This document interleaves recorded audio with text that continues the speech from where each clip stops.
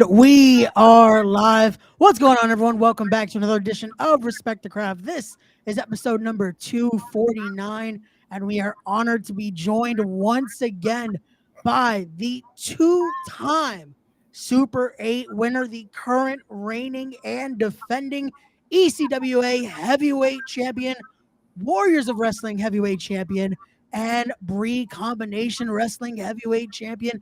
He is wrestling's richest prize, the All-Father himself, Darius Carter. Good evening, sir. How's it going? Absolute pleasure. It's actually astounding how long it's been since we've gotten to do this. It's funny enough that it's going on the year now.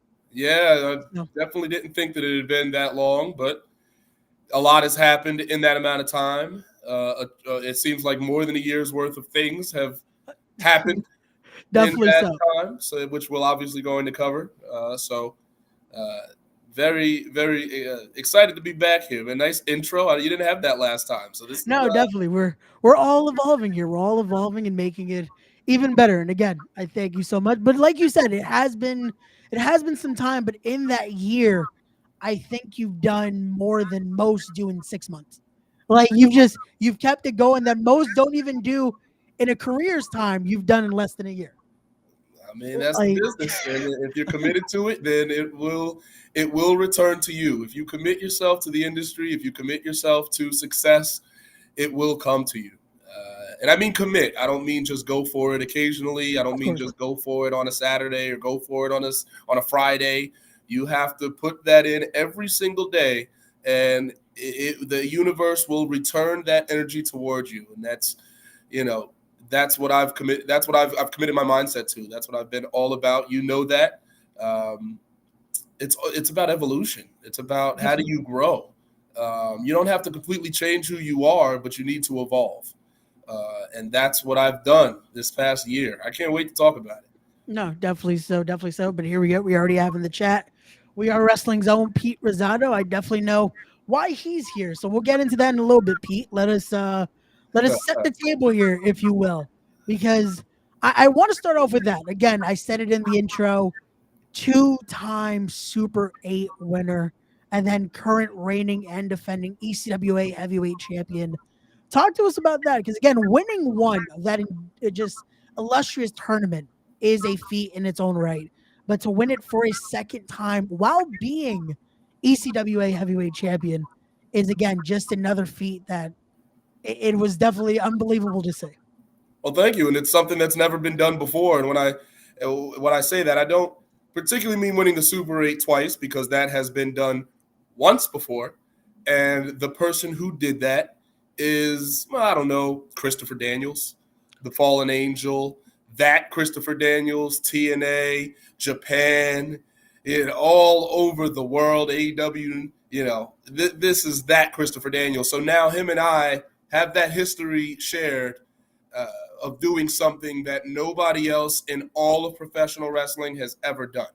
We're talking about a tournament that's been around since 1997 and a promotion that's been around 3 decades longer than that. So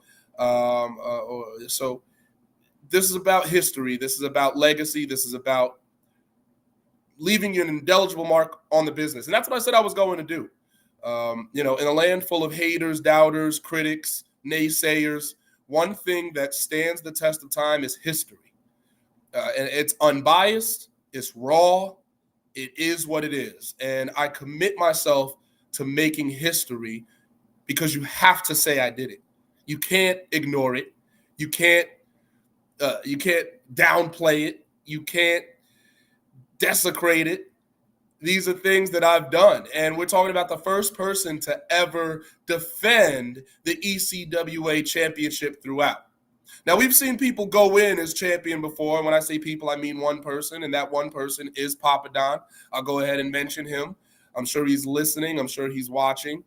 He's a big fan of mine, and I'm glad that he is.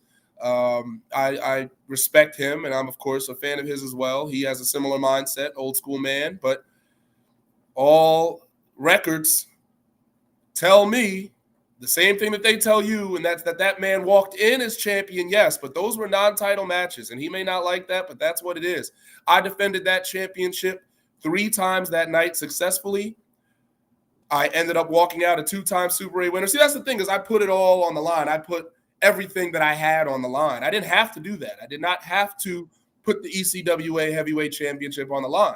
I could have walked in and walked out wearing that title down to the ring every time, non-title, and I would have been just as right. I would have been just as proper to do so. But I wanted to make history. I said to myself, how do you do it bigger? How do you do it better? In the first Super 8 that I was in 2022, I was dealing with Ricky Morton in the first round, Travis Huckabee in the second round, and then Erica Lee in what people were calling the greatest Super 8 match of all time. ECWA themselves called it that. There are articles online, just Google it, that say that. I didn't call it that. That's what people were telling me. It's out there. It's definitely out there, folks. It's printed. It's libel. It is what it is. So then to somehow do better. How do you do better than that? Well, you go, you win the championship, and then you go and you put it on the line, and you show people that this is what you're all about. Hey, stick it right there, and you chew it, and you feel it, and you taste it.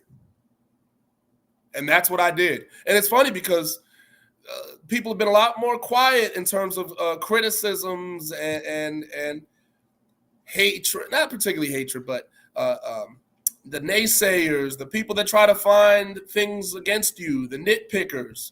There's a lot of quiet from them after I did that. There's a lot of radio silence from the opposition.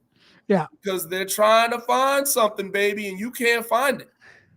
See, I'm a hunter. I seek and destroy. I seek and destroy critics and naysayers before they can get to me. I don't just put out work and look to hear what they say. I go ahead of their because I know what they're going to do. I know what they're going to say. So I move ahead of them. I create success before they can try and criticize any failure.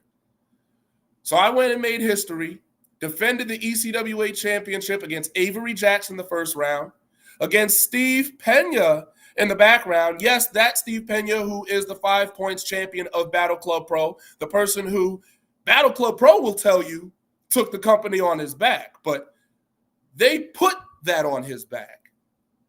They put it on him. I was carrying it long before Pena was seeing any championships. I was carrying it back in 2016 when the promotion was just beginning and they were really a battle club and it was a real fight club atmosphere. You remember what I'm talking about, those venues? I do. I definitely do. We've upsized the venue because that venue wasn't fitting all them fans anymore. We moved above and beyond that.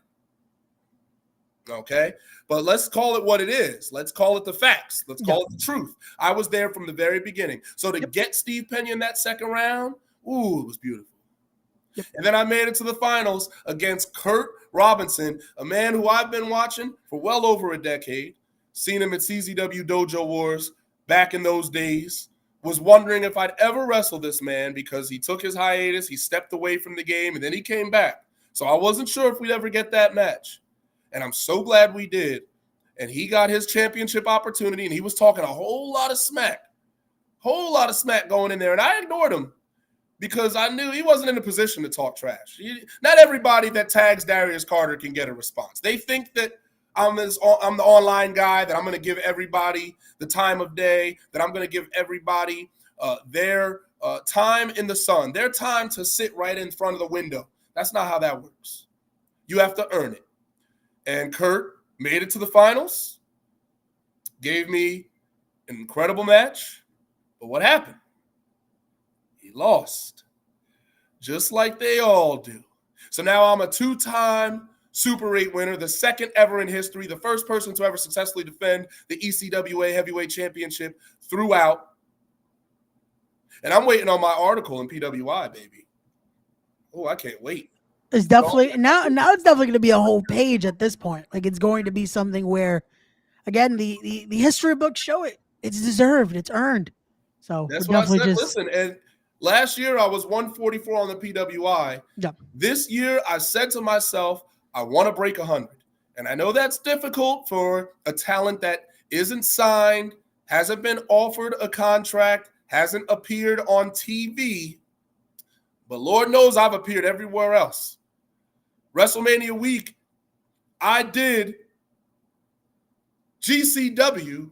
I was on Fight TV live less than 24 hours later, really 12 hours later, because I wrestled, we're talking about from midnight on Friday to noon on Saturday. Yep. 12 hours later, I'm on IWTV. So I'm everywhere in which eyes are watching. You don't have to be on TV to have the eyes of the world on you. And I made sure that I was on all of those programs, all those streaming programs being watched. So they see me. But I'm a man that's making my own success. I'm not waiting for someone to open a door for me. I'm not crying or complaining or whining about why I'm not at certain places. I'm putting in the work. I water my grass. I take care of it better than other people want to because they're ready to jump to the next thing. Me, I make sure everything I touch prospers. I make sure everything I touch has a rose garden, baby. Smell. Oh, the feel, the touch, the taste. You don't want to leave. Anywhere that I am, you want to be. And once you sit in that seat, you don't want to go.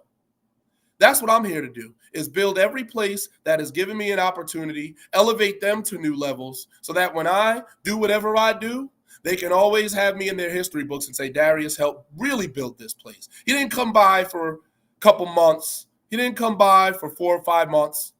This man went into these promotions, made them better, became their champion, put on the best matches that that place has ever seen, and then goes on to the next one. That's what a territory man does. That's what a true king of the territory does. And I know we're going to get into that soon. Oh, we definitely are, because my apologies, I forgot to say that as well when I gave you the proper intro here. But again, we're gonna get into that in a little bit when we talk about We Are Wrestling. But I do want to get into the comments just for one moment here. We have to call up saying Mr. Carter in the building. We have Randy in the chat saying hello, Raymond, Sir Darius. I am not worthy, good sir. You are not. Good notice. We got Matt also in the chat saying the best to ever do it. The All Father, much love and respect here for Darius. Gotta love that.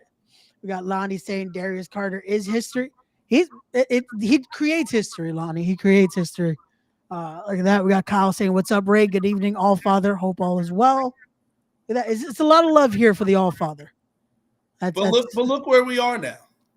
Look where we are now.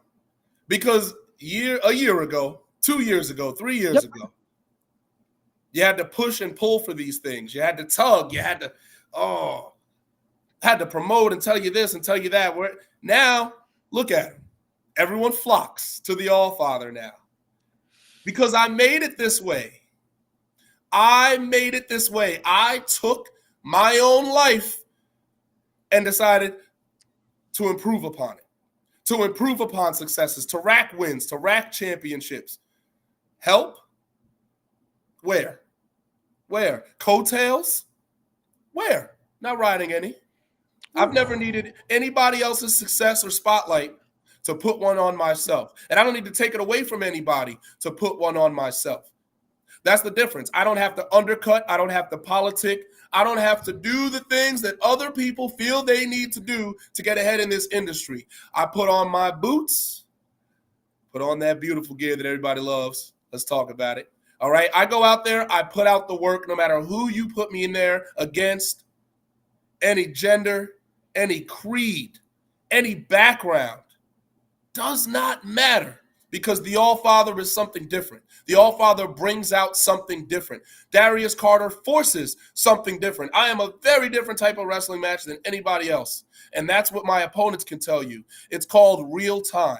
I make you think in real time, feel in real time, smell in real time. You can't think or plan for the next thing because I have you right here, right now.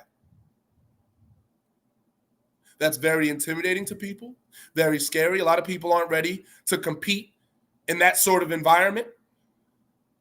But listen, if you're not ready, that's got nothing to do with me. And that's no problem of mine, no issue of mine to handle that nice and quick. Come on.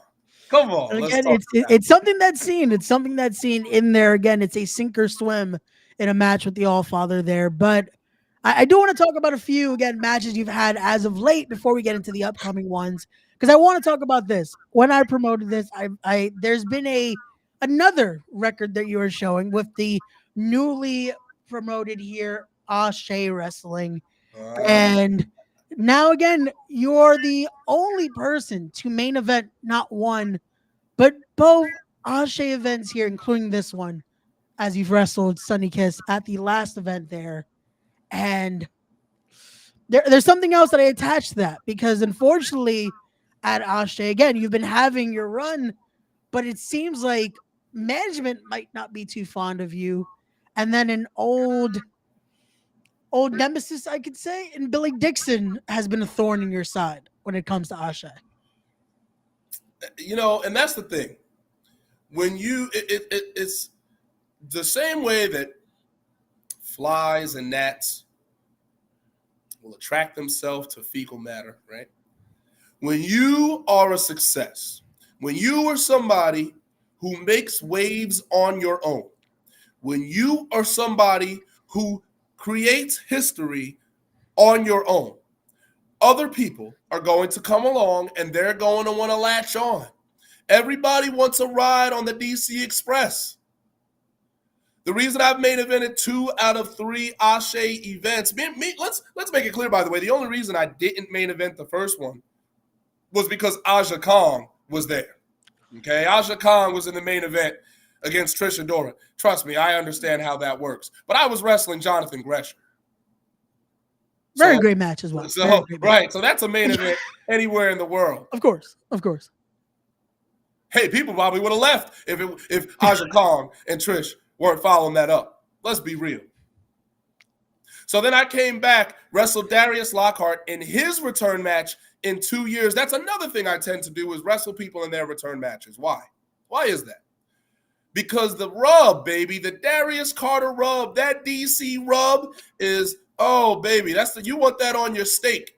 You want that on your chicken. You want that rub that I give you. That seasoning is second to none. My goodness.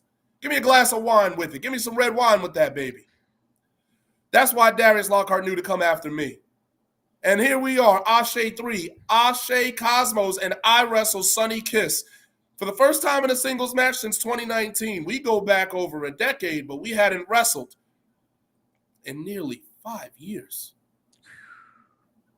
Sunny went to AEW, superstar, bigger than the promotion could understand. Came back, and what? Got beat by the All-Father. Now, that's no knock on Sunny, but it's a testament to the man that I have become. It's a testament to the man that I am, and it's a testament to the fact that I am and forever will be main event Carter. Big match Carter. Pete's watching, he'll tell you. Myself and Ichiban from the last event. Come on. Don't call it a comeback? Come on. You line all those matches up individually, and with all due respect to each match on that card, myself and Ichiban was the most discussed match. It was even a locker room sellout because I was there in that locker room, and locker room sellout. I wasn't there to see it, but I was in the ring to feel it. You understand? I put those clips. I saw the clips being released, the viewership, Instagram telling me the viewership and how it was some of the most viewed clips that I had released that month. So we're not just talking about winning. We're not just talking about racking up victories. We're talking about having quality matches that make a promoter say, I need to have that man back. I need to put this man on a higher pedestal than I did the last time. I'm not going and knocking on office doors and saying, hey, Pete, I need main events. Hey, Joe Bellini, I need main events. Hey, Anthony Cole, you got to put me last. I've never asked for that. That's the position that promoters feel most comfortable putting me in because they know that I can make sure that you leave understanding that you saw a main event match. People are watching more wrestling now than ever before. How do you make them feel different? I'll tell you how you make them feel different. You give them Darius Carter. It's as simple as that, baby. People don't want to hear it. People are going to write it off as arrogance. It's earned confidence. I have built a what? Resume. Stacked Stacked. If I were to print the paper for you of my resume, the printer itself would start blinking red and say, error, error. There is not enough printer paper for us to release your stacked accolades, sir. This computer would rather shut down than deal with trying to print more paper. And that's something that I've done. This is the man that I said I was going to be. When you name yourself the All-Father and wrestling's richest prize, you can't just sit back and wait for a Friday or Saturday booking to come. When you were the All-Father, you have to go out there and put it on them. You have to remind people with every single outing who you are and why you are a main character in this game. What does it mean to be a main character? It means that you are somebody that you can follow from beginning to end. You can understand their perspective. You can understand their viewpoint. I don't care if you agree with it. I don't care if you like it. But you will understand it. You will recognize it. And you will compare all beautiful things in your life to those accolades that I have created. I am a walking measuring stick. And I'm not the one that you want to say. I'm not the one you want to admit is there. I'm not the litmus test that you want to talk about. But I am the realest litmus test. The one that when you put that on the desk, it's up to you as a wrestler. It's up to you as a worker what you do with that paper. Because it reads the same, baby. It's all about how you handle it. I'm proud of myself. Pat on the back. There you go. And again, much deserved. Much deserved again. And Kyle, you really had to comment that? I couldn't dress up for the kid. Mr. Carter knows again how much I respect him. Again, this is not the most formal occasion right now. We're just having a nice conversation. It's okay. They're trying to. I see what's going on. Listen. People trying to elevate your game, Raymond, and that's okay. Listen, your game is elevated with these graphics, with that introduction. This is better than you were a year ago. So I'm happy for you. I'm proud of you. And one thing that I'm particularly proud about is that you made it a point to knock on the door of the All-Father and say, listen, I need you back. We need to talk about some things. Before you have another year, another runaway year, before you break the top 50 in the world without a contract, how do you do the things that Darius Carter does? Look at this, 144. And if I don't break 100, I'm going to be very close. No contract, no TV exposure, but I did it the right way. I am an independent professional wrestler making waves like others are unable to do. They may make a wave for a little bit of time and then dissipates. Then they have to go jump off of something, take some ridiculous risk, put their health, their livelihood on the line. I don't have to do that. I go out there, I'll stomp on a finger, baby, and I'll have you talking more about that than the guy doing 450s onto 6 people standing around outside the ring. It's about results. It's about quality contests. It's about promos that can't be missed or denied. I'm doing things that other people are so jealous of, man. Some people say, oh, Darius, how much longer can you go with these successes? How much longer can you go without changing your name or being somebody else, being something different? I'm not like you. I don't have to adopt a new persona. I don't have to change who I am because I've been right the entire time. That's what the crusade was all about. I was true to me the entire time in an industry that loves and thrives on being false, an industry that loves the fad, that favors the fad, that favors the moment. And once that moment is over, they're looking to the next thing. But me, I've been that man that's been climbing and climbing and climbing and climbing. All-Father, wrestling's richest prize, king of the territory, the one and only, technical tormentor, 2-time Super 8 winner. You don't want to give me a seat at the table? No problem. I'll bring my own chair and I will sit at that table higher than everyone else. And again, You can't disagree because again, the record shows it. We'll keep going here because look at that. We got Lonnie saying, "I absolutely love Carter's confidence. He backs it up with finesse. He definitely does." And I guess Jumbo Ref here saying, "Is that the DC?" Yes, Darius is giving me a little bit of that DC rub here coming back on the podcast. So I appreciate that once again, Mr. Carter. But I do want to talk about this because again, there's another record holding reign you are having at the moment. I want to talk about it with this title match over the weekend that you defended that BCW World Heavyweight Championship, and again now breaking a reign of over 400 days. Mind you, this is your second reign as BCW Heavyweight Champion, regaining that, and again, it's just continuing to just grow even crazier here.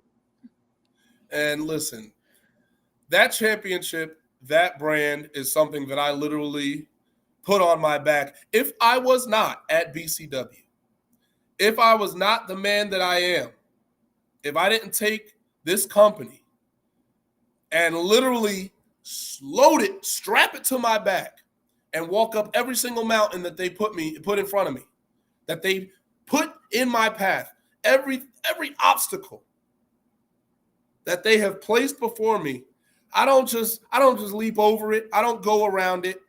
I go right through it, reduce it to rubble, and it's all beneath my boot as I go on to the next thing.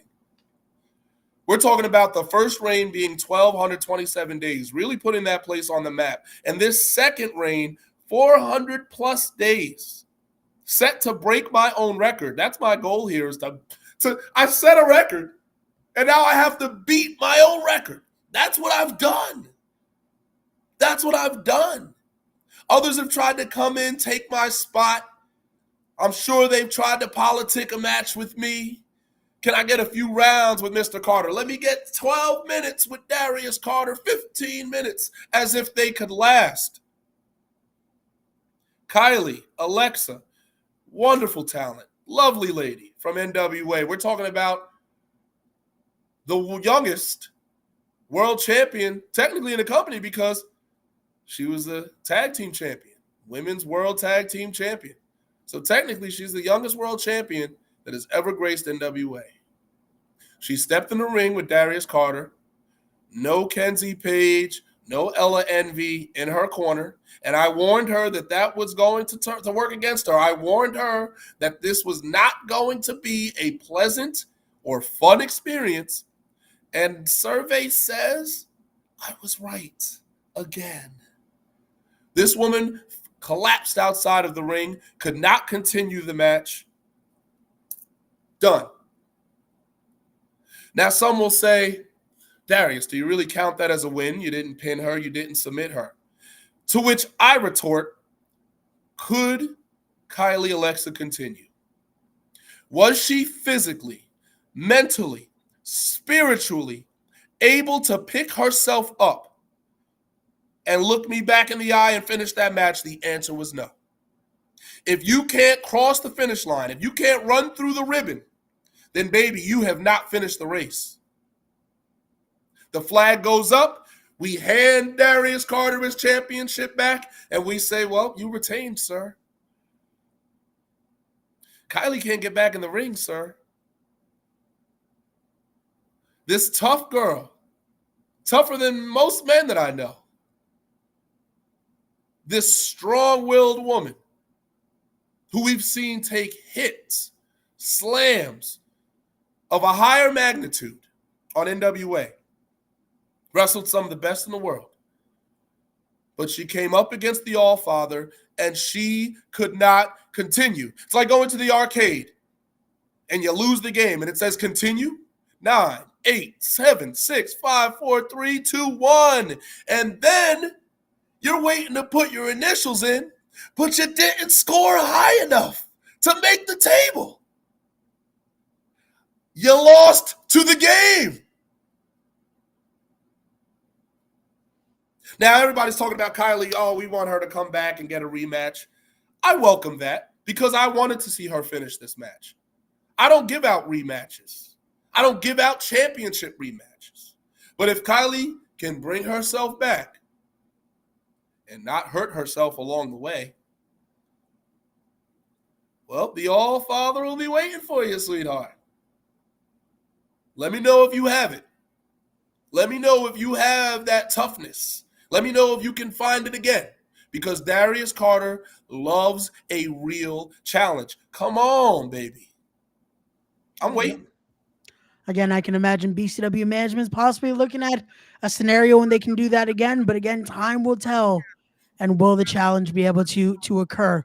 But as we continue here, now I wanna play a little bit of a little bit of a game here because I wanna show you an image and I want to get your thoughts on it because I know this meant a lot to have this moment Oh. right here.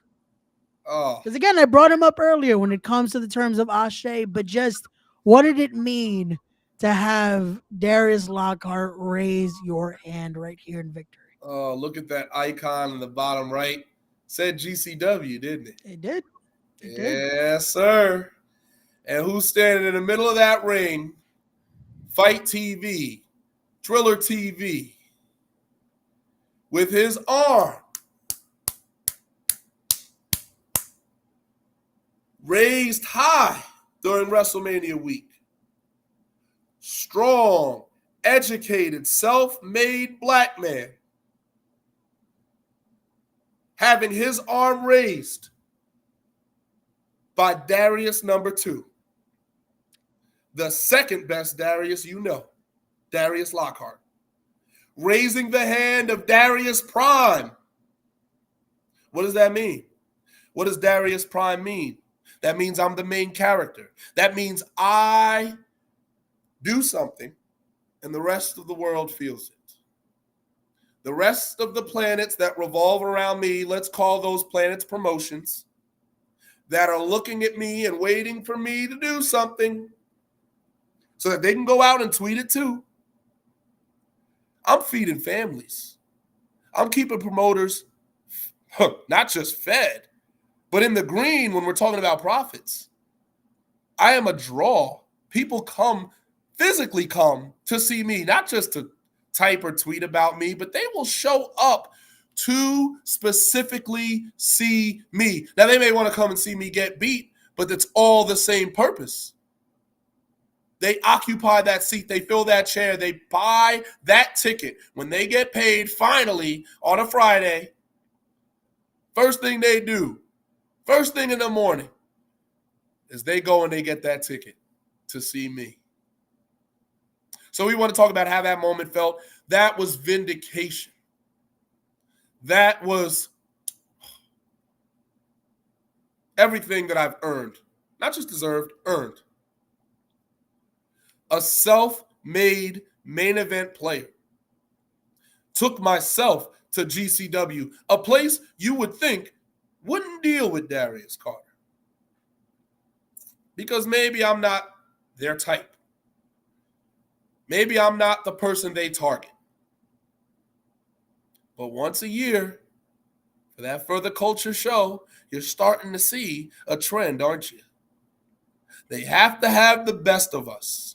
And the best of us, no line exists without Darius Carter in it. No lineup of successful black talent in this country exists without Darius Carter in it. How did I get there? By making history.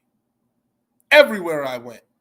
ECWA, Super 8 winner, Warriors of Wrestling, 5-time World Heavyweight Champion, more than anyone else in the company's 17 years of consecutively running. BCW, only ever 2-time World Heavyweight Champion with a record set so great that he has to beat his own record. Just like I went and did the Super 8 again. After I won the first one, I said, I'm going to win it again. Let me do it twice.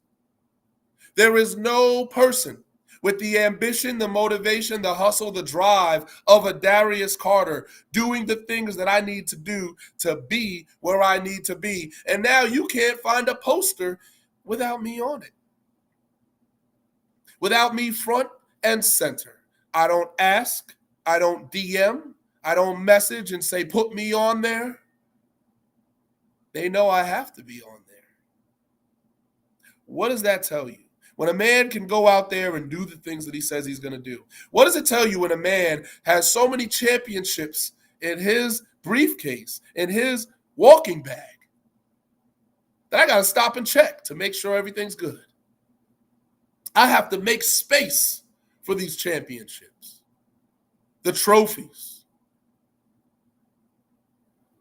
This is something that I have done for myself. Now, I'm not saying that promoters haven't helped along the way. Of course they have. This is what it's about. Obviously, you need a place to wrestle in order to do your art. Of course. But when I say self-made, I mean I didn't have coattails to ride. I didn't have a famous trainer to hold onto their leg. I didn't have a famous trainer to say, put me on the next level. I had Richie Rotten. I had Preacher Phineas James. Of course, you may know who those men are. Nunzio, of course, in the ECW. Sure, you know who he is, but Nunzio came on a little bit later with my with my training around 2010, and I had started at the end of 2008. So I'm a man that came in with nothing. Nothing but passion, nothing but a willingness and desire to make a dream become an earthly reality. I am a prime example of do it yourself, of do it the right way. And I'm still standing here on this side. There are people from my time, they're not doing that. They're looking for the next wave to ride. They're waiting for someone to pick them. Pick-me's. We love pick-me's. Pick me, pick me, pick me. I'm great for this reason. I can tell you why I'm great for that reason. Here's a paragraph. Here's 2 paragraphs. No. Work, results, resume. And sure, you could say reputation, but that hadn't been a friend of mine until unfortunately, yeah. It hadn't been a friend of mine until recently. It's funny how you can turn those things around. It's funny how you can make people go from being ready to denounce you before you even get in the ring to, oh, now I got to watch. Those same people. And they may still have that hate deep inside of them, but they're watching closer than they ever have now. They want me to slip. People want me to fail and slip up and fall, but you don't understand. You don't understand. Bernie Mac, he said it best. You don't understand. I'm not scared of you. You don't understand. You can't trip me up. You're going to put a hook out there, hoping I fall for it, a bear trap, hoping that I get clamped in there. I'm impervious because I'm golden. The Midas touch exists in me. Everything that I touch turns to gold. It's real. It's present. Ooh, it's so authentic. So authentic, you don't know what to do. You don't know how to touch, how to feel, how to smell, how to do anything around the All-Father. I have your senses all out of whack. I think this is the unfortunate reason why some still, again, as much as now some have turned that curb and finally, again, seen it, some are still going to be those naysayers and still hope for, is the 15 minutes of fame is going to go. I feel like there's still some that still will say it. And again, the records have shown it. Your resume speaks for itself, but I still feel like there's going to be some that it's like, there's something not there. You know, there's always going to be something. It's not that something's not there. It's not that something's not there because it's there. Yeah. The work, the look, the promos. Is he a draw? Do people actually come to see him? All there. All there. Yep. That's the issue. That's the problem. The problem is that it's all there. And people say, well, how do I have this man around? And how do I keep him humble? How do I fit this man in the locker room? And that's so terrible. There's so much balderdash to that. How can we handle this man? Am I not supposed to be confident? Am I not supposed to talk about the things that I've done? Because if I don't talk about them, you won't talk about them. Of course. And I'm not talking about you. I'm talking about No. these naysayers, these haters, these course. critics. Of course. They want me to just be quiet. They want me to win the Super 8 twice and not say anything. They want me to not have a PWI article out. They want me to not be invited on the PWI event, Thrashovania, to wrestle the likes of Adam Priest for the ECWA Heavyweight Championship. Am I not supposed to do these things? Am I not supposed to spotlight myself and all the brands that I represent everywhere that I go? I'm someone that's doing it right. And the thing about me is you don't ever have to ask me to do it. You never have to say, Darius, can you talk about this today? Darius, can you discuss that today? Can you flash that title up? Because we haven't seen it in a while. I'm one person that can promote 6 different championships at the same time. Just like that. How does he do that? Just like that. And again, it's like Lonnie said earlier, just with that finesse right there.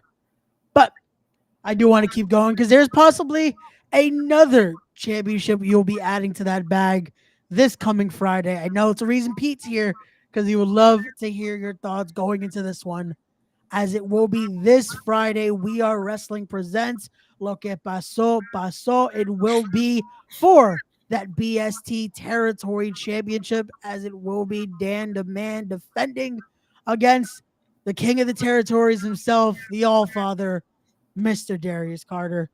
And Darius, before we even get to your thoughts going to the match, I have to ask if you saw the video We Are Wrestling shared recently. It looks like Dan the Man decided to corner Pete and just make this even more of a situation where is it that he's afraid of the All-Father here? I'm so glad that came out, and I've refrained from commenting on it because I knew we were going to have this discussion, and I know that it's going to escalate as the event approaches. Of course. Dan the Man is somebody that I do have a modicum of respect for. He is a veteran like me. He is, honestly, he was someone that's been doing it longer, quite a bit longer than me. He was a ECPW when I was coming in. Dan has always been somebody that does what he can to help others. Dan has done a lot of help and a lot of assisting behind the scenes to help young talent. So Dan is somebody that I always keep an eye on just to see what he's up to. And I saw him approach Pete. Pete, who was talking to me, by the way, a conversation that had nothing to do with Dan the Man or Danos or whatever he's calling himself in this moment in time. Pete's talking to me because Pete's trying to know what's going on with his top guy. All right. I may not be the We Are Wrestling champion, but I may as well be because I'm the number one man. And Pete turns around and who's here? Oh, Dan the Man. And who's Dan the Man talking about? Mr.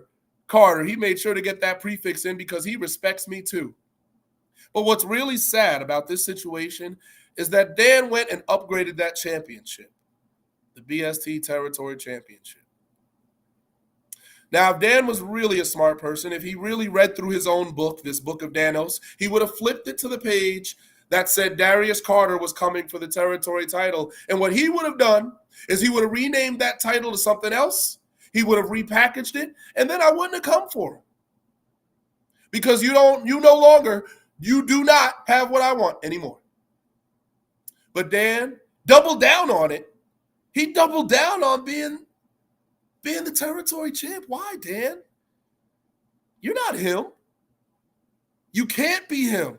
Especially when I'm in the room, you cannot be him. It's impossible. So now, Dan, I have to take this championship that you put your own hard-earned money into, your own time, your own blood and sweat. I have to take that from you. I have to relieve pounds of gold from your body. It's not particularly something I want to do, Dan. I do feel for you. I feel bad for you. You won that championship from Ichiban, the same person that I wrestled at Don't Call It a Comeback. Match of the night, you tell me. And now, Dan, you get to come to the Bronx. You're welcome, by the way. You get to come to the Bronx on a marquee match on beautiful, beautiful artwork. Those posters have been lovely. You get your face on a Bronx, New York indie wrestling poster. And not just the Bronx, New York, but We Are Wrestling, the biggest promotion running in the Bronx right now. You get the DC rub. Consider it my gift to you. For the man you've been all this time, for these many years. Dan, I do respect you. But you know just as well as I do, I heard your voice tremble a little bit. I heard those chords shaking because you know how close to the end that you are. You didn't even say much to Pete because you didn't need to. You didn't need to. You don't believe it when you say you're going to beat me. You know you can't beat me. You know that this is bigger than us. Dan, this is fate. I have to take that championship from you, and I have to make the territory championship bigger than it has ever been. I have to make that championship the 2024 version of the NWA World's Heavyweight Championship. I know that title exists, but I'm going to have people talking about this one. Dan, this is the best place you could possibly be in. I know the loss is going to be unfortunate, but realize that you get to be a part of history. You get to say that you were the person who dropped that championship to me, which in turn started off a championship run the likes of which we have never seen before. Because I'm not just going to take that championship and defend it at We Are Wrestling. If you think that that territory title is staying in one location or two or three, ooh, you are so sadly mistaken. I have already drawn up the blueprint for where I'm taking that title. It's a shoo-in. It's a foregone conclusion, Dan the Man, that you are going to get beat by the All-Father. And it's not because you're not skilled. In fact, you are very skilled. It's not because you're not good, because you are quite good. It's because you're going up against something the likes of which you even haven't encountered. We've wrestled before, but this isn't that Darius Carter. And when you look into my eyes for that first time, when you see me, oh, in person, I mean, your heart's going to sink. Your heart's going to drop. And your chin is going to touch your chest because you're going to say to yourself in your own mind, I'm not leaving with this title. It's going to hurt. You may go home crying, and I don't mean that in a pathetic way. You may really have tears coming out of your eyes because you're going to feel like you put all this work into that title, and maybe you did. But I'm the person that's going to get more eyes on that title. I'm the person that's going to add a history-making resume to that championship. I'm going to make that title more sought after than it has ever been because I'm the one that holds it, because everybody wants a match with DC these days, better believe it. And everybody will want their shot to be a part of history, to say that they tried to take the territory championship from the king of the territory. Do you think that you ever fit that bill, Dan? Do you think that anybody other than yourself has ever called you the king of the territory? Have you even called yourself the king of the territory? You haven't, because you know it's not true. You need that championship to elevate you. I am going to take that title and elevate it. There is the difference, my friend. Very cold reality, and I'm sorry this had to be you. You probably wish you'd have lost it to Ichiban at this point. Maybe you're going to wish you never had it. But, Dan, listen, you have these last few hours. Take that book of Danos, keep reading. Get yourself a nice glass, go out on the patio, put that title up, and think. Think about your place in history and be grateful. Be grateful that BST and that Pete contacted you and said, Dan, we need you over here with that title. Be grateful for the moment that I'm about to give you, Dan. It's my way of saying thank you. It really is. I'm such a good person. I'm a good man. I don't get enough credit for being a sweet, genuine human being. I'm out here giving opportunities. It's very, very generous of you, Darius. Very, very generous. But again, if you guys haven't already, make sure you get your tickets. Be there for possibly the start of another historic reign. Again, I have to say possibly because I have to be unbiased here. You know, I get it. this is I get it. I You have know to what be. it is. You I, know what it is, possibly. I have to be the Possibly. unbiased broadcaster. That's all I do here. Dan I don't want the to get man may myself in possibly more leave trouble. breathing. Again, that could also be a possibility. Again, I just have to. I don't want to get myself in more trouble because Darius, you also know what I will be doing that Friday night, and Yeah, that's true. yeah, Yeah, you probably shouldn't say much of anything. yeah, no. How'd So you get yourself there? at this point, I don't even know anymore. So I we're do. just. I know how you got yourself there. I know how you got yourself there. Talking too much. Apparently, this is why we're Listening to just the gonna. wrong people. We're gonna. Ray Darius has beaten him off before. Get advice now while you can. Not just beating him off before. I've beaten him off almost every single time that we faced. We faced over 5 times. To have that type of resume over Dan Moff, and Dan Moff is one of the greatest professional wrestlers that has ever laced a pair of boots. You can't tell me anything about Dan Moff. So for me to have the record that I have, I know the blueprint to Dan Moff. I know how to beat Dan Moff in more ways than anybody else on this planet. We're gonna have to have a conversation. That advice? Yeah. Thing is, Ray, there's nothing you can do. If you're in the same position that Dan the Man is in, you were just you are in a no-win situation. Except the difference is Dan gets to make history because Dan gets to be the last person to carry that championship before Darius Carter. There's no title on the line. There's So we can't have a conversation after this. Just a little advice. We could have a sidebar, sure. Okay. I'll send you my accounts. I'll send you maybe a Cash App or Venmo or something. You could slip something in there. Not that your money is any good to me, but it's money that I don't have to spend out of my own pocket. So you can go ahead and slip that in there. I'll give you some advice that you will then be unable to act upon, but that is not my fault. Gotta be careful with that now.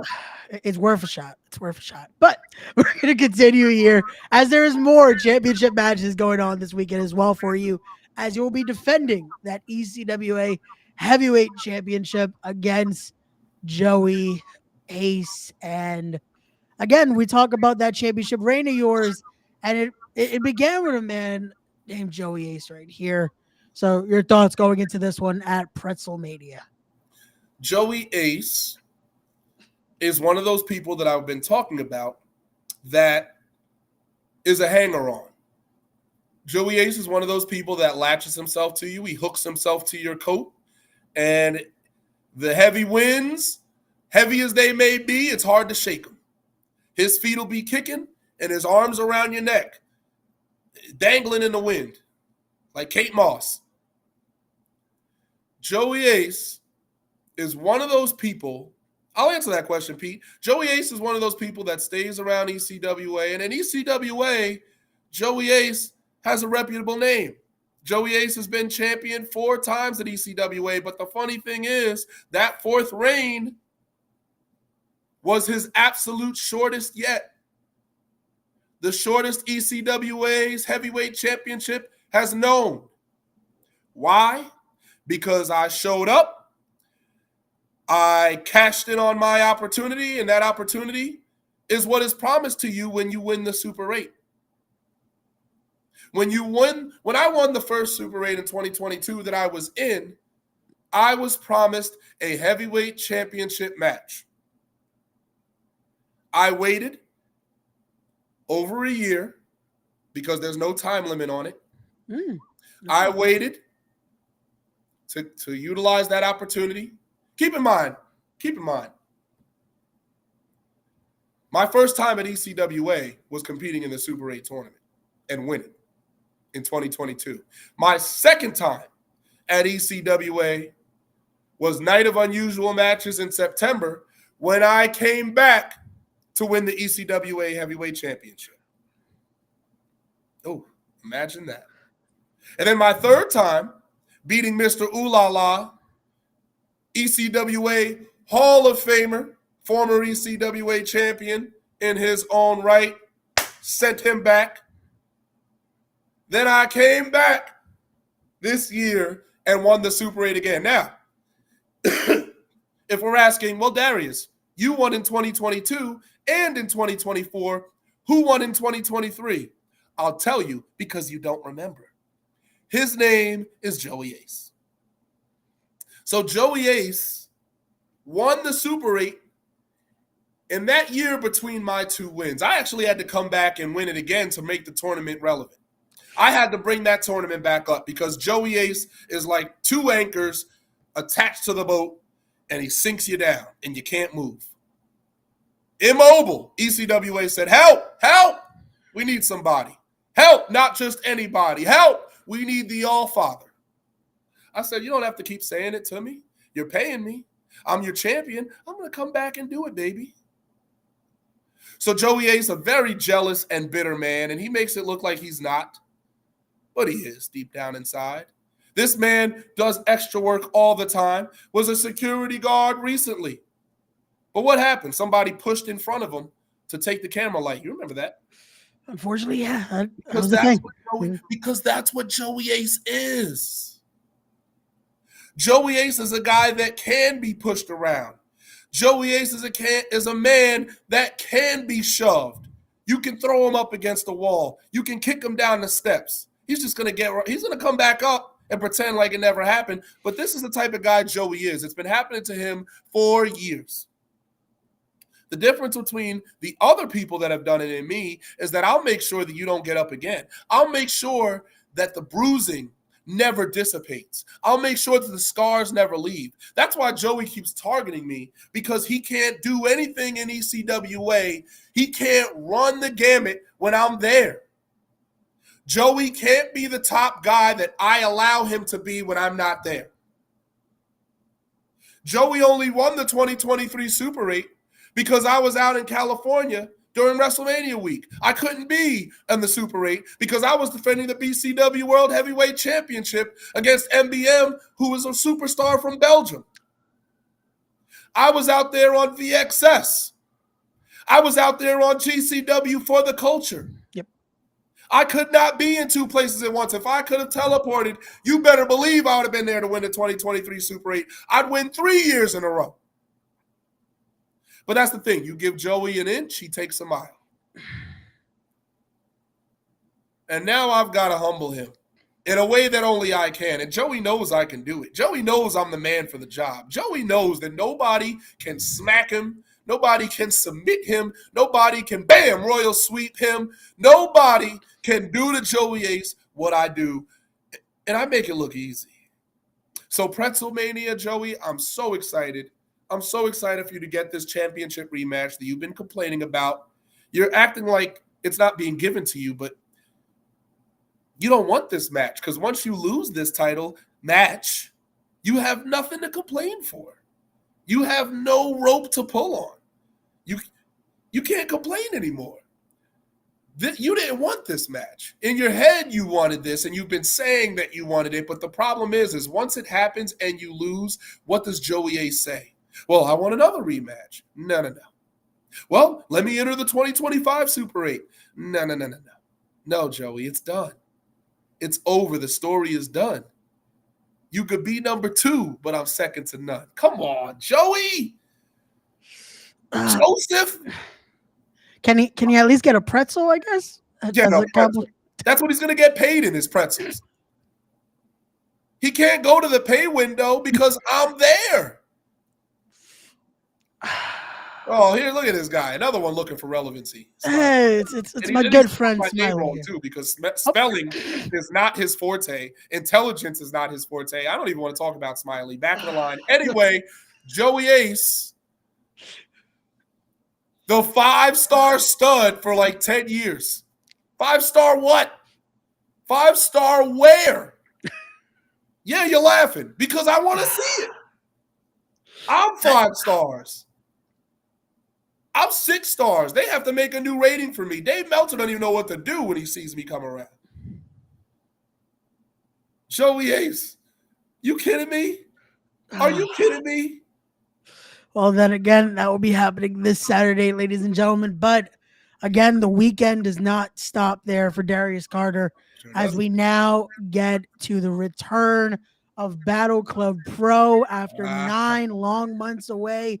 We get to this match that this is one I know Darius is gonna have a lot to say about because we get to this. Let's go Battle Club Pro this Sunday afternoon, as it will be the All Father himself, Darius Carter versus Miz. What that lariat do? Ruthless Lala, and this has been one where there's been a lot of words shared over social media. We saw your comments earlier this morning, and it's talk to us about this it's one, it's Darius, it's it's because what? there's a lot. It, there's a lot going on with this one. Oh, there's a lot There's going on. Oh, there's a lot going on. Like finally, Lala has a singles match at Battle Club Pro against who? The most trusted man in the room, Mr. Darius Carter. Here's my thing with Lala. Okay, Lala likes to play both sides of the fence. She likes to be the underdog, but then she wants to be Miss What That Lariat Do. yeah, She wants to be the odds-on favorite, the girl that, oh no, you can't stand up against Lala. She's gonna crush her. She's gonna crush her. She's gonna kill her. yeah, She wants to be that person, but when it's convenient, she wants to cry underdog. Oh, I've been an underdog for 20 years. Nobody gives me a chance. Nobody gives me an opportunity. Boo-hoo, wah. Lala tries to swing both sides because Lala's best position is in a political position. It's in a talking position. That's what Lala does best. What that mouth do, Lala. What that talking do, Lala. That's all she does. Now, granted, she is a talent. Absolutely. Her match with Mercedes Martinez was a refresher to me because I wanted to see Lala do that every single weekend. What we get instead is Isaiah Wolf throwing a garbage can at her. Her throwing a garbage can at Isaiah, fighting in every company's locker room. Ones they're not even booked on, these two are fighting. Tiberius Asante, her new boyfriend or whatever he is, they're chasing each other around. This man is doing Egyptian voodoo or whatever it is. African voodoo. I'm not sure what they're going for there. But I know that this man has touched her on the head and then she goes to sleep. Yeah. I'm watching everything she's doing. And the thing with Lala is all the stuff that I'm seeing replayed or cast out, it's not wrestling. It's not her matches. It's segments. It's promos. Isaiah, where are you? We got to film this. Tiberius, where are you? We have to film this. I'm tired of that. Lala talks way too much trash for somebody with a resume that is not showing it. Now, I'm not saying Lala isn't skilled, and I am certainly not saying Lala isn't putting out good work because she is. And that woman can go in the ring. If she couldn't, she wouldn't be in there with me. The problem is if you were to try and talk about Lala, if you were to bring her up in a conversation, that's what you're going to talk about now, is her promos, her segments. Prolific, doing that.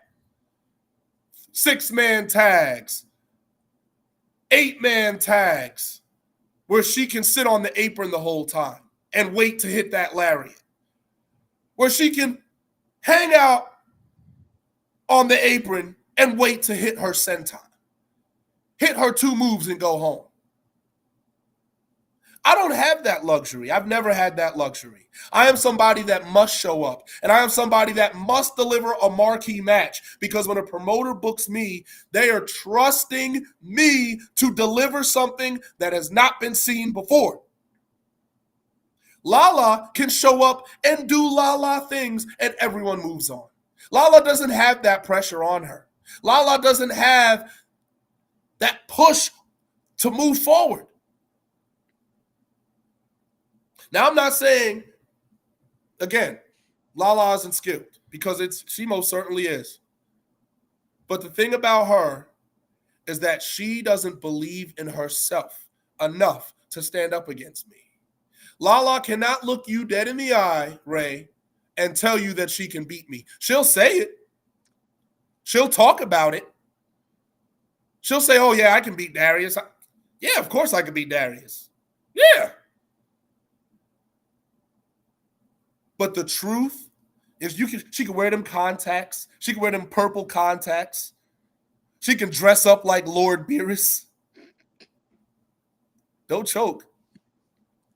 You're not Beerus, baby. You are no god of destruction. I dissect gods for a living. Do you understand that? And I wonder how, and I learned how they tick. I take a god's pieces and I bring it back to my laboratory. That's what I do. So Lala, please, please, please bring that gas tank. Bring your mask. Bring the pomp and circumstance. Wear that special gear that you saved for the occasion. I don't know, Lala. Do something. Because Prolific can't save you. Prolific doesn't want to deal with Darius Carter. They got enough going on. You're out here fighting. They were fighting Jobber Tears, the Jobber Tears South, fighting everybody, sitting on the apron. Is it my turn yet? No, Lala. Wait. No, Lala. It's not your turn. Can I get No, Lala. Wait. It's my turn. I'm Isaiah Wolf. It's my turn. Let me hit my knee. And then I'll tag you in. Get out of here. Oh man, this is again. There's a lot being said, but it goes down. It's the truth. Again, like I said, I will stay unbiased and Please stay in between this situation because I will be calling the action in Espanol this Sunday. So I can't wait to call this match because I'm looking forward to this one. I'm looking forward to this one as much as I know everyone that has come to Brooklyn this Sunday is because we know what both of you can do in that ring. Of course. So But the thing is, no. We know what we both can do. Yeah. But we have seen me not just go the distance, but we have seen me drag people into deep, deep, crushing waters. You know that pressure? You know why? That's why they don't go. You know, there's so much land beneath the ocean that we as humans have not been able to travel or dissect. And you want to know why? Because the pressure is extra thick. The pressure is crushing. A ship can't go down that deep. That's where I'm taking Lala. I'm dragging her down, and she's going to be reaching up, bubbles coming up, boop, boop, boop, boop, boop, boop. And I'm going to drag her deeper and further, and I am going to wait until that last breath. And even then, I may not end it. And it's not because I don't like her. It's because she needs to learn. It's because nobody's telling her. Nobody's saying to Lala what needs to be said. She needs to be taken to the deep ends, the same way that Mercedes took her to those deep ends. But the thing is Mercedes is a nicer person than me. Mercedes, she's a sweetheart. She really is. Now, I know she's vicious in there, no doubt about it. And she knows how to cut you up real good. And she cut up Lala real good. But she's nice because she let Lala get up a few times. There will be no such thing with me. This is going to be the biggest match of Lala's career. And I'm not just talking about in terms of scope or magnitude. I'm talking about the self-awareness that I'm going to bring her. Lala is going to learn more about herself in this match than any match that she's ever had. Because she's going to run out of oxygen. She is going to blow up. And she's still going to have to continue this match. And she's going to say to herself, how did I get here? What's going on? Where is Isaiah? Somebody get me out of here. And I won't let her leave. I can't let her leave. You understand? Again, if you guys haven't already, make sure you get your tickets. Tickets, they're still available till this Friday evening. Make sure you get those tickets. Be there for Let's Go Battle Club. Again, I can't wait to call this one. And again, I hope I hope Lala's listening and does bring that best this Sunday because this is one I can't wait for. But I want her best. I say this all to motivate her.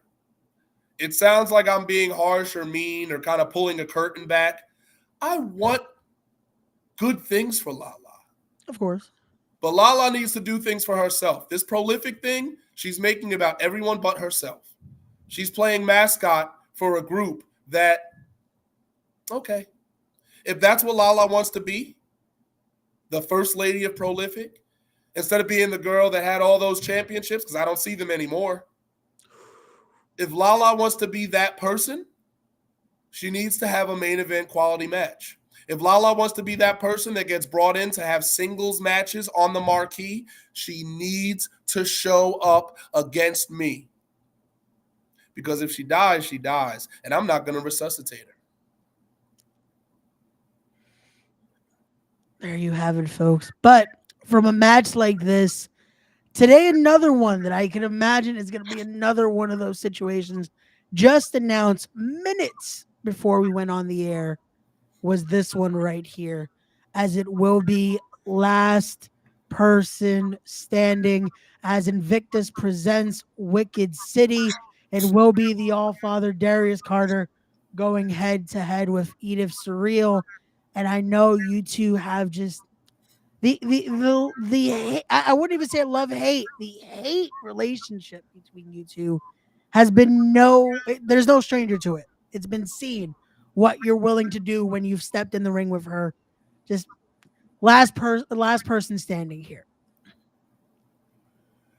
Edith is somebody that I have been cultivating myself. What does that mean? That means that Edith is this tremendous talent. Edith is this beautiful, aromatic flower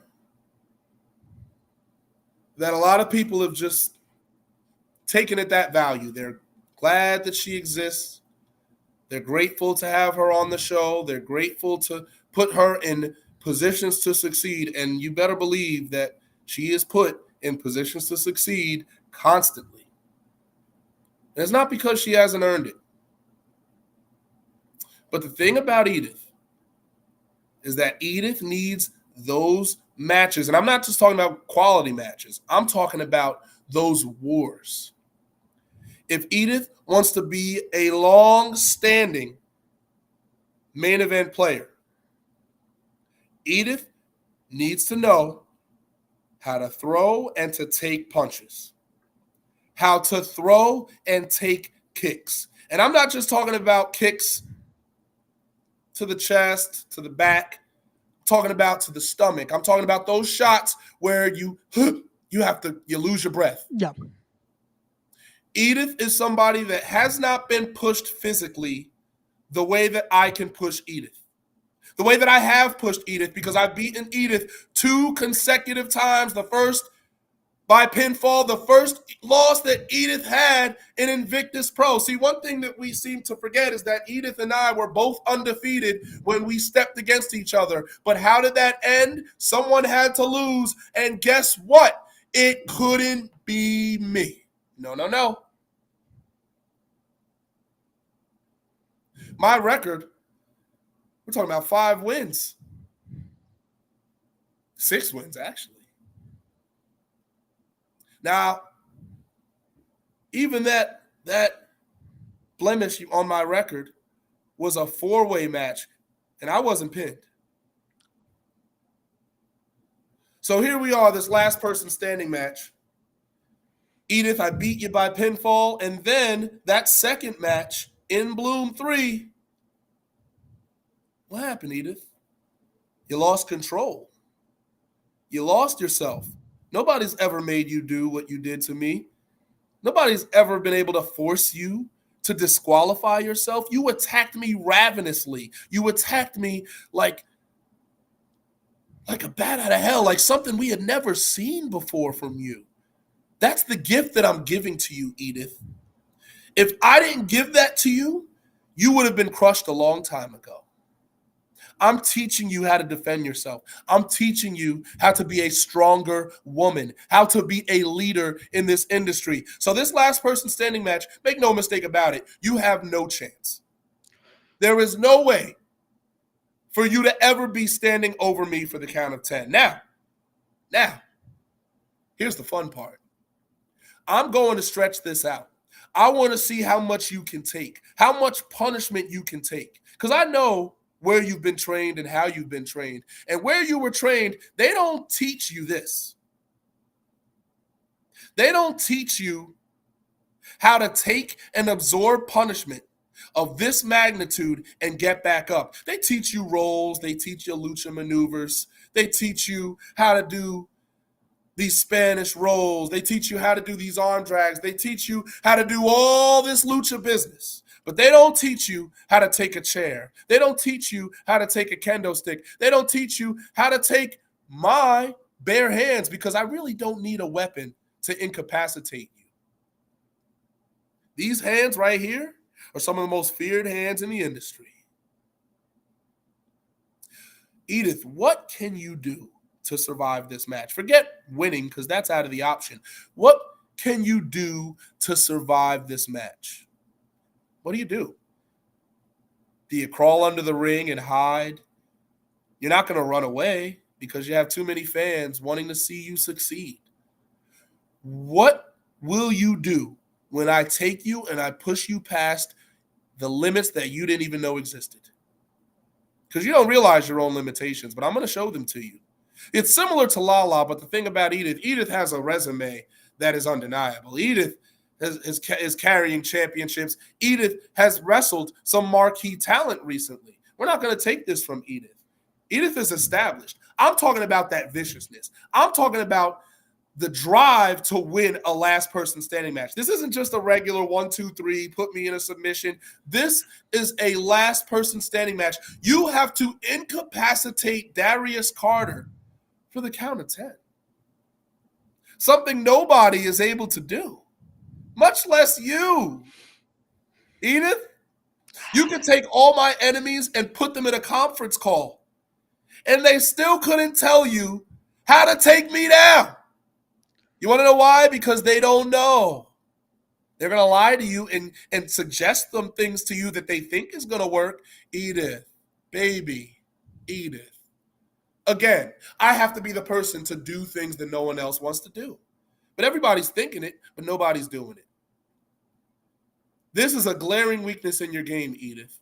Viciousness, cunning, volatility, vitriol. These are the weaknesses, the things that you were missing. Now, Darius Carter is going to spoon feed them to you, yes, and you're going to eat. But you're eating from a plate that I have set for you. And on the 17th, it's your last supper. Do you understand that, Edith? Do you feel that?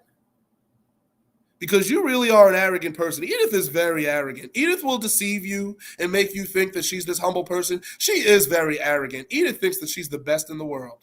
You've never been better than me. You never could be better than me. And on the 17th, you won't be better than me. In fact, you're going to take the teacher. You're going to take his food. More. I'm going to feed you because I'm nice. I'm a sweetheart. And we're going to throw that plate off and we're going to throw that spoon away. I'm going to give you the best moment of your career. And then after you lose this last person standing match, you can go to the next promotion and bring the best version of yourself. But you can't come back to Invictus because after this, I don't want to see your face again. Again, that will be last person standing. That is... I don't feel like this is going to end well if I don't know. After these comments, I don't know if Edith is going to be too fond of Who cares? What's Edith going to do? I don't want to think about what she possibly could do on the 17th. What's Edith? Yeah, possibly. We're tired of possibly. Edith has been possibly for a long time. We're tired of possibly. We're tired of potential. We're tired of what she can do, what she might do. I'm going out here and doing it. This is true. I'm going out here and making records. I'm not waiting for somebody to open a door for me like Edith is. Edith is waiting for someone to give her a chance so she can put on the best match. I go out there and put on the best match regardless of what you give me. Despite the situations you put me in, I rise above and create new moments. I'm not favored like Edith is. Edith has been cushioned and protected for so long. You will not be cushioned against me. You will not be protected or mollycoddled against me. You will be exposed. I ripped off your mask before, and this time when I rip it off, you're not going to be in any condition to cover your face. You'll be too beaten up. You can't lift your arms. Your hands are shaking. Everyone's going to see your face, Edith. Why am I going to do this? Because it's what you need to grow, to evolve. I'm a helper. I'm a giver, and I'm going to give you the most memorable moment of not just your career, but your life. I'm going to strip you of your pride. I'm going to strip you of your dignity, and I'm going to give you a chance to start all over again. Maybe change your name. Again, Still Life of Apricots and Pears. Remember that? That was a thing. Yeah, that was a thing. Edith Surreal, the exhibition of intrigue. Well, this is so much more than an exhibition, baby. This is life or death. My record's on the line here. I can't lose to you. Well, then again, that will be May 17th, but that again only becomes the beginning of that weekend, because the next day will be this right here, as Warriors of Wrestling is going a little out of its usual jurisdiction here. It's going to Jersey, presenting this grand event alongside Wrestle Show New Jersey here. And this comes with a little bit of controversy here, Darius. Again, I don't want to anger you, because I have to bring up the recent events at Warriors of Wrestling. Winning a ladder match in the not the usual circumstances of how you win a ladder match. So just for the people at home, can you clarify just again how that occurs? How are you still holding on to the championship? As we saw, video proves it. TJ Marconi unhatched the championship. He did. So let's firstly talk about the bigger thing, which is Wrestle Show New Jersey. Yes. Which is the fact that Warriors will be partaking in this. Yes. And how? Who's their champion? Who's that person that they can put on the marquee so that Wrestle Show says, absolutely, we need it. Come on over. Me. I've been carrying that company since the first time I won the World Championship in 2019 from Sonny Kiss. I've been the person. I have been untouchable in terms of front to back, top to bottom. There is nobody that's doing what I'm doing on a monthly basis the way that I am doing it at Warriors of Wrestling. 5 World Heavyweight Championship reigns. Yep. 29 successful defenses, more than anyone else in company history. Nobody has ever defended the World Heavyweight Championship successfully more times than I have. I've put that championship on a new level, a level so high that nobody seems to be able to reach it. Now, TJ, unhook the championship. If you look at that ladder, you realize that TJ did not have to climb very high up the ladder to get it. And I think that's a funny thing that nobody's talking about. That belt wasn't hung up high enough.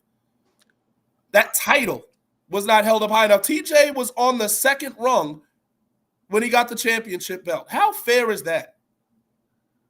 Now, I'm 6'2". TJ is 6'5", maybe a little bit taller than that. He might be shorting himself credit.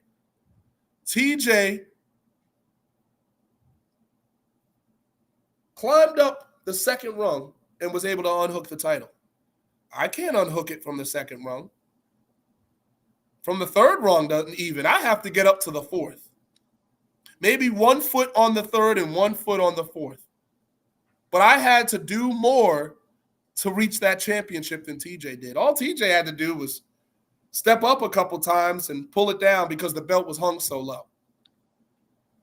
But the bigger thing here, the bigger point, is that TJ went and knocked out the referees.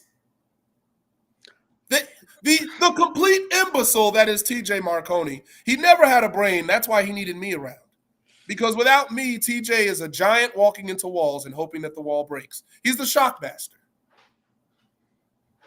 The pyro hits, he hits the wall, he trips. But when Darius Carter is around, he gets to be Tugboat.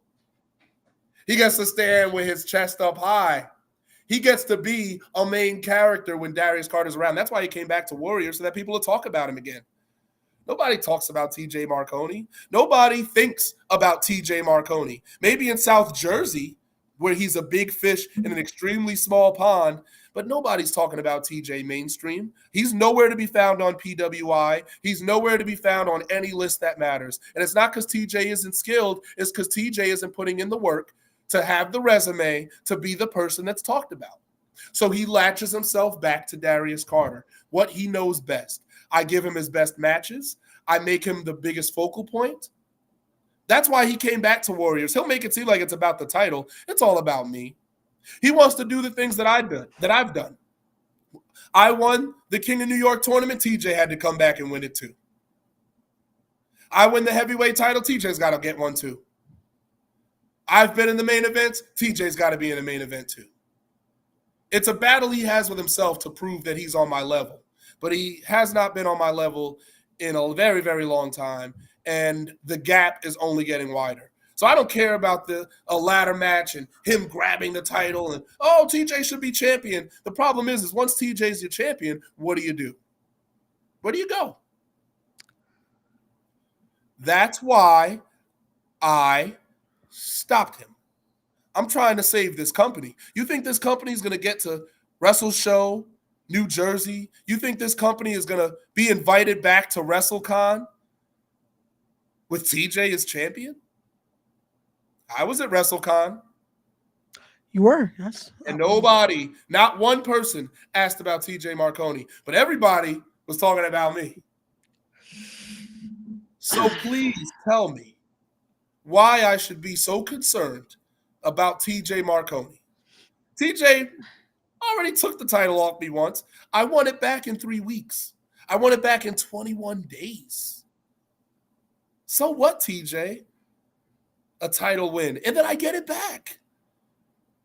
And then you can take another sabbatical from the company, go hang out in South Jersey for another year, and then come back when you're ready. And we'll do this every year, if that's what it takes. That's another guy that can't let go, TJ Marconi. But that's the type of person I am. I attract people. I attract attention. TJ talks about he has the attraction. Nobody's paying to see you, TJ. You're an extra.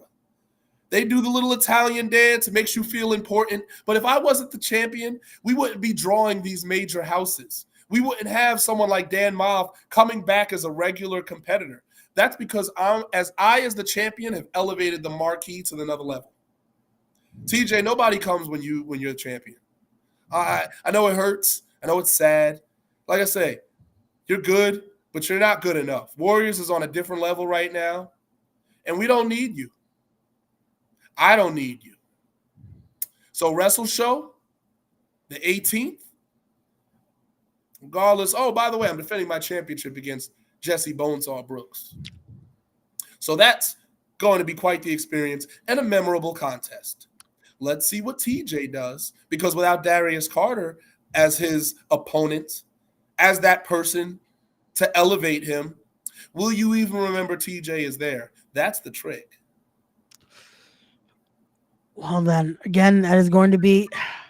I don't think this is going to be the last time we talk about this scenario here, just because, again, there's still that lingering a little bit of controversy. But we're gonna keep going here. We're gonna keep going because I want to keep this as again, civil and respectful as possible here with you, Darius.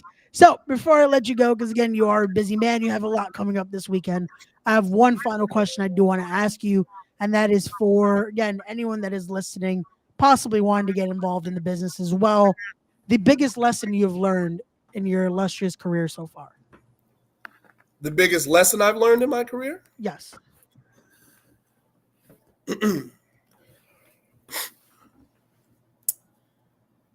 Huh.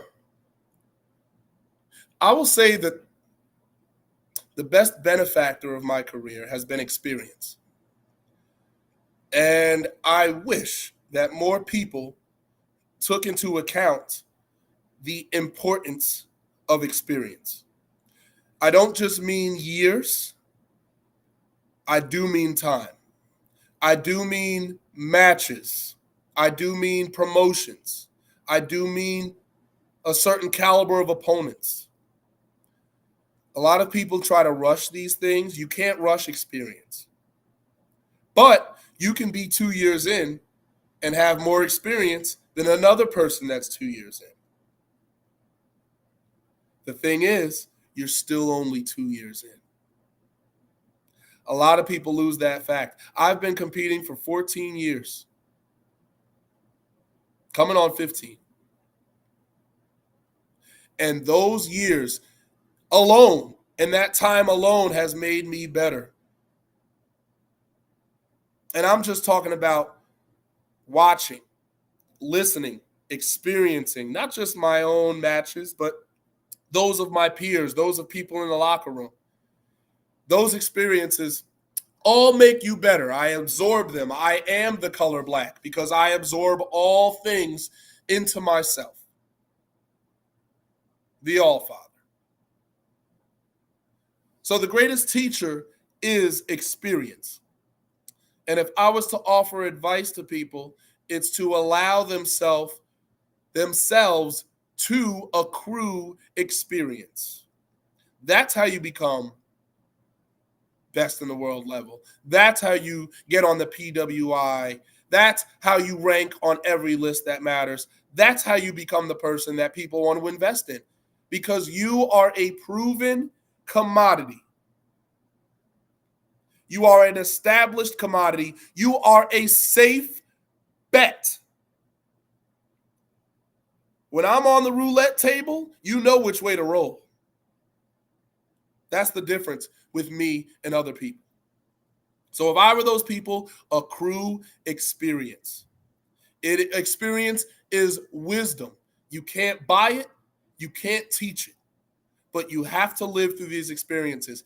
Maybe you have to wrestle people that you don't want to wrestle. Maybe you have to have those certain types of matches you don't want to have. Listen, I love technical wrestling matches. I love going hold for hold. But if you think that that's what I've been doing, you're not paying attention. I can wrestle anybody of any style, of any creed, of any gender. And I do it extraordinarily well in a way that other people falter. They have one type of match. They have one type of opponent. They have one style of wrestling, and you can fit in that niche, and maybe you do make it to TV. There are people on TV who only can have one style of match. That's fine. But when that contract starts to expire and they're not talking to you about renewing it, I look at this, even though I'm not signed, I look at this as though I have signed to these promotions. I have made promises to these promotions to deliver the best Darius Carter every single time. I have made promises to these promoters that you were going to get S-tier quality matches, S-tier quality promos, no matter what. And I'm not talking just to talk. I'm talking off facts. I'm talking off resume. I'm talking off things that I continually do. I can talk to you every year, and we can go another hour or so talking about all the things that get accomplished in that 365 days. That's what wrestlers need to be thinking about. That's what more wrestlers need to think about. You can't just go off of yesterday's match or the match from 5 months ago, even though it was a barn burner. What have you done for me lately? What can you do for me tomorrow? A lot of people are missing the boat. They let him pass him by, and then they're throwing rocks. You're throwing rocks at the limousine. You're throwing rocks. How dare they sit so comfortably? How dare they look so good? Well, when you make sure that limousine has to show up to pick you up, baby, come on. Come on. Come on. Remember, this is a business, and it's not a self-serving business. You could sit here and call me arrogant, conceited. No, baby. I'm somebody that went out there, put in the work, and now I can talk about it because it's written, it's libel, it's printed. In the most famous magazine in the world, PWI, from being in there once, hey, listen, from not being in there at all to now, every month, I'm looking for my name because I could be mentioned in a myriad of ways. Maybe I'm being mentioned as the Pan-African World Diaspora Heavyweight Champion. Maybe I'm being mentioned as a contender for that title. Maybe I'm being mentioned for Ashe Wrestling. Maybe I'm being mentioned for Warriors of Wrestling, 5-time World Heavyweight Champion. Maybe I'm being talked about for BCW. Maybe I'm being discussed for Battle Club Pro and having another match that you can't forget about. Maybe I'm being discussed for any of these things. Everywhere I go. This is about betting on yourself in a major way. My advice to wrestlers, my advice to performers, invest in experience. Don't be so impatient. What are you rushing for? You get the contract, you get signed, but what happens if you get dropped? What happens when that slip is pink? And you're 3-4 years in, do you fall and give up? This business never stops. This business doesn't sleep. And when you keep yourself awake like I do, just learning. Sometimes I'm just putting it on the TV and I let it put me to sleep. That's what I do. Do you love this that much?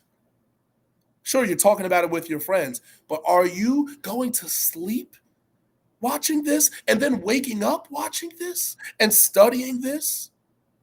Do you respect the craft?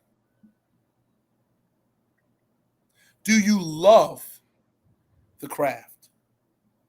Or is it just something to get you to the next day? Is it something that gives you an envelope, and a nice envelope at that? Is it something that allows you to feed your children? Is it a job? Is it a means to an end? These are the questions that I force out of my opponents when I wrestle them. And I see Lala with the latest comment, and I know that she's been listening to all of this.